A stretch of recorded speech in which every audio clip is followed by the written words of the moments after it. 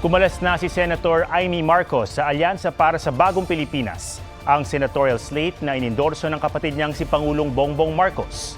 Sabi ng senadora, may mahakbang na ginawa ang administrasyon na salungat-an niya sa kanyang mga paninindigan at prinsipyo. Sa mga susunod na araw na lang daw babanggitin ng senadora kung ano-ano ang mga yan. Dagdag ng senadora, hindi na niya magagawang mangampanya kasama ang iba pang kasapi ng alyansa at mananatiling independent candidate. Bago nito, napansin nang hindi na siya binabanggit ni Pangulong Marcos sa mga senatorial candidate ng alyansa. Sabi naman ni Alyansa Campaign Manager Navotas Representative Toby Tiangco, ginagalang nila ang desisyon ng senadora. Inilabas ng social weather stations ang resulta ng kanilang pinakahuling voter preference survey para sa senador. May report si Emil Sumangit. Sa Social Weather Station Survey na kinomisyon ng Strat-based Consultancy, 13 pangalan ang nasa listahan ng mga posibleng manalong senador sa eleksyon 2025.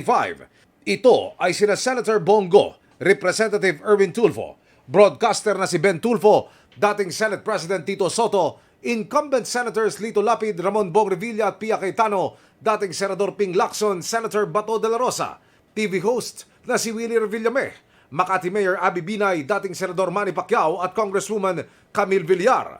Sa pamamagitan ng face-to-face interviews, tinanong ang 1,800 registered voters sa buong bansa kung sino ang iboboto nila sa pagkasenador kung gagawin na ang eleksyon noong panahon ng survey.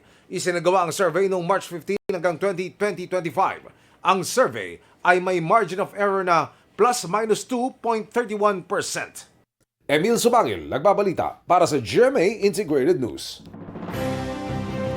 47 days bago ang eleksyon 2025, tuloy sa pag-iikot ng senatorial candidates para ilatag ang kanilang mga plataporma sa taong bayan. May report si Marisol Abduraman. Nangakong magiging boses ng mga LGU sakaling mahalal si Abby Binay. Pagpapalawin ng termino ng barangay leaders ang isinusulong ni Senador Bong Revilla. Proteksyon sa maliliit na mangingisda ang pangako ni Bonifacio Busita. Problema ng mga magsasaka ang inalam at naisutukan ni Alan Capuyan. Pagsulong sa musika, kultura at sining ang idinin ni David De Angelo sa Bulacan.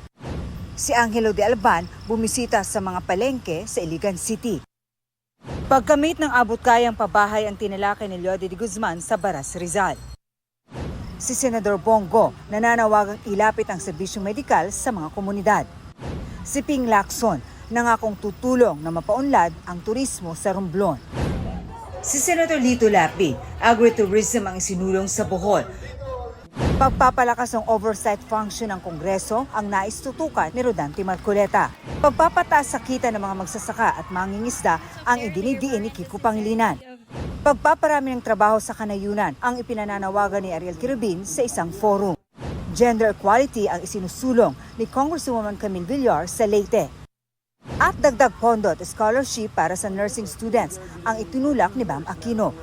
Patuloy naming sinusundan ang kampanya ng mga tumatakbong senador sa eleksyon 2025. Marisol Abduraman, nagbabalita para sa GMA Integrated News. Huwag magpahuli sa mga balitang dapat niyong malaman. Mag-subscribe na sa GMA Integrated News sa YouTube.